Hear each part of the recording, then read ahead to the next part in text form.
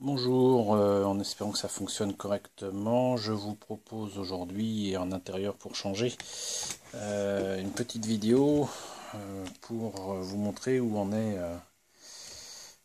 le projet de faire des hexagones pour le diorama Gundam Bullfighter. Alors je suis désolé s'il y a des petits bruits parasites ou si c'est un peu surexposé, c'est un mal pour un bien.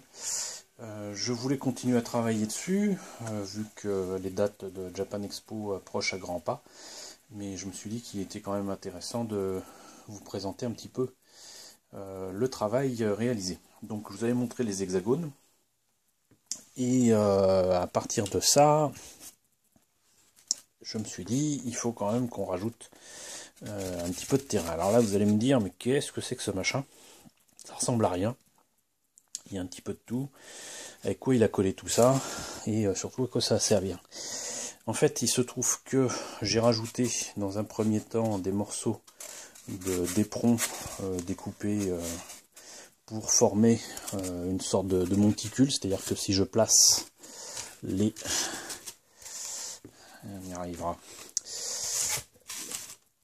les morceaux comme ceci, normalement, on devrait avoir une espèce de colline, de monticule qui me permettra de faire un espace boisé avec des mécas qui seraient placés du coup sur les extrémités des hexagones, à l'opposé quoi, et un peu cachés par la nature, voilà.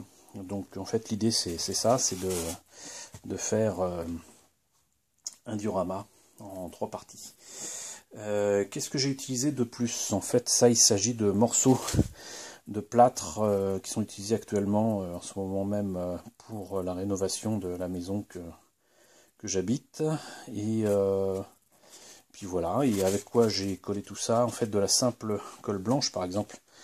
Vous n'êtes pas obligé de prendre de la Sader, hein, vous pouvez prendre du premier prix dans une grande surface ou quoi que ce soit. Et donc c'est de la colle à bois, la colle préférée des chiens. Donc la colle à bois est très utile pour ça, déjà parce qu'elle n'attaque pas la matière, et ensuite parce que même si ça prend un peu de temps, ça tient. Voilà, là ça a été collé hier soir, et ça tient. Et surtout ça va rendre quelque chose de totalement transparent au final quand ça sera sec au niveau de la colle. Donc voilà, ça tient bien, et ça n'attaque pas cette matière, donc c'est parfait. Et pourquoi donc quelque chose d'aussi grossier finalement qui ressemble à rien? C'est parce que tout simplement, ensuite, je rajoute du papier. Et ce papier, je le mouille. Je fais un petit peu du papier mâché si vous voulez, et je le mouille avec un mélange de colle à bois et d'eau. Et qu'est-ce que j'utilise comme papier? Pas n'importe quoi. En fait, comme vous le savez, je suis un habitué de la récup. Il se trouve que très souvent, quand on va dans des restaurants, des fast-food, des trucs comme ça, on a parfois des serviettes en papier comme ça. Alors bien évidemment on les utilise, mais parfois on a des surplus, c'est-à-dire des serviettes qui très clairement ne seront pas utilisées, seront jetées. Donc moi, plutôt que de les jeter, je préfère les garder, celles que j'ai pas utilisées, voilà, comme ceci. Et la particularité, c'est que ce sont des serviettes qui sont quand même dans un papier relativement fin, et qu'on peut du coup très aisément non seulement déchirer comme ici, mais en plus mettre en petits morceaux sur une surface, et pour épouser plus ou moins allègrement les reliefs torturés de la base que j'utilise pour faire ce diorama. Si vous avez le bon goût, ne pas aller dans des McDo, des Quick, des Burger King, si vous en avez cette chance, vous n'allez pas dans des restaurants comme ça, bah, vous n'aurez pas ce genre de choses. Du coup, ce que vous pouvez utiliser, c'est là aussi en premier prix, de vulgaires mouchoirs comme ça, qui sont là aussi non seulement en plusieurs papiers, mais en plus qui sont très très fins, qui sont parfaits pour ça. Ça nous donne quoi? Alors là par contre, vous voyez, ça a été collé hier soir, c'est pas encore sec du tout, donc c'est une méthode qui prend du temps.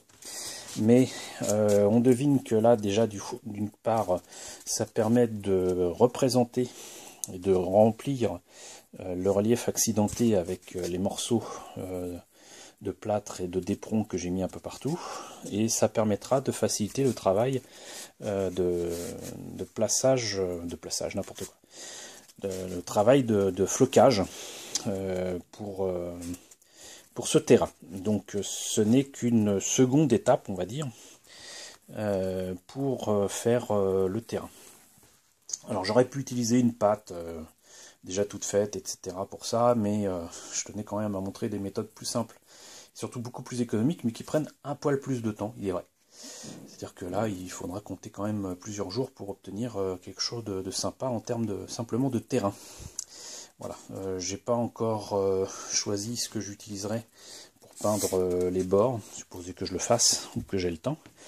Quoi qu'il en soit, donc une fois tout cela fait, et fait avec notamment de la peinture, là aussi pas obligé d'utiliser de la peinture qui coûte cher, mais donc il est possible de représenter la terre dans la couleur que l'on veut, avec n'importe quel pigment, hein. Et là encore une fois, la colle à bois et l'eau sera très utile. Mais là aussi, la colle à bois pourra servir à quoi? À mettre notamment du flocage qui rappelle l'herbe. Il y a différentes qualités de flocage qu'on peut trouver notamment dans le modélisme ferroviaire. Il y en a aussi, je me suis laissé dire, chez Citadel, mais bonjour les prix. Et sinon, depuis des années, je récupère des arbres, des sapins, là aussi dans le domaine du modélisme ferroviaire. Pour vous donner une petite ordre d'idée des prix où je les achetais, là vous voyez un petit arbre à 1 euro, en fait j'ai acheté beaucoup moins cher que ça dans un salon, parce que c'était le salon de la maquette à Paris, et qui me permettait de trouver du matériel bon marché, parce que sinon ça coûte beaucoup plus cher que ça. Mais bon, j'ai différentes qualités d'arbres, et là notamment là un bon paquet d'arbres déjà floqués, et je pense que je mettrai différentes variétés, avec notamment là j'ai de très grands sapins qui seront parfaits à mettre sur les collines pour cacher les engins et les différents mobile suits. Donc voilà, ce n'est qu'une première étape. Je vous ai filmé ça rapidement avec les moyens du bord. J'espère que ça vous a plu. Rendez-vous pour la 3e étape et peut-être une 4e. Et j'espère que ça vous inspirera pour monter de votre côté de joyeux dioramas à vil prix, avec tout simplement du matériel de récupération. Et là, ce n'est que le début, parce qu'il y a bien des méthodes pour fabriquer de quoi faire de joyeux dioramas. Voilà, donc encore une fois, j'espère que cela vous a plu. Si c'est le cas, n'hésitez pas à partager, et à très bientôt pour une nouvelle vidéo.